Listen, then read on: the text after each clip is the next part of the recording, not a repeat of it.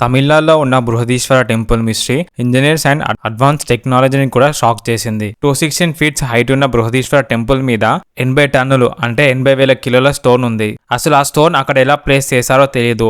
216 అడుగుల హైట్ ఉన్న ఈ టెంపుల్ మీదకి ఆ స్టోన్ ని ఎలా తీసుకెళ్లారో కూడా తెలియదు. అండ్ ఆ స్టోన్ ఎలా బ్యాలెన్స్ అయిందో కూడా తెలియదు.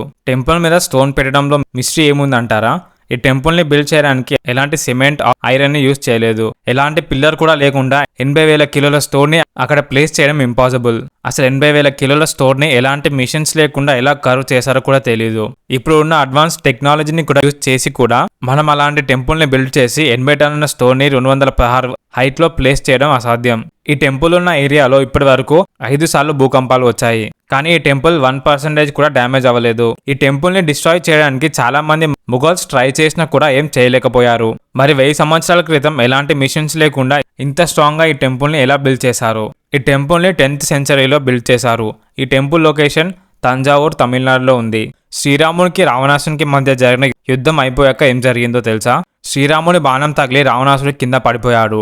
రామాయణం ప్రకారం బాణం తగిలిన గంట వరకు రావణాసుడు బ్రతికే ఉన్నాడు, కానీ లేవలేదు.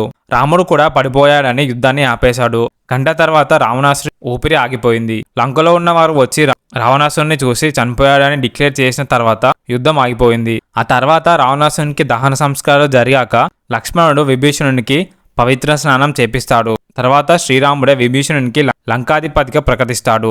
రావణాసురుడు రాక్షసుడు అయినా కూడా అతను ఒక బ్రాహ్మణుడు. బ్రాహ్మణ హత్య మహాపాపం. రాముడు లంక నుంచి భారతదేశంలోకి వచ్చిన తర్వాత ఆ బ్రాహ్మణ హత్య పాపం నుంచి తనను కాపాడమని శివుని ప్రార్థిస్తాడు. రాముడు మహావిష్ణు అవతారం అని రామునికి తెలియదు, కానీ శివునికి తెలుసు కదా.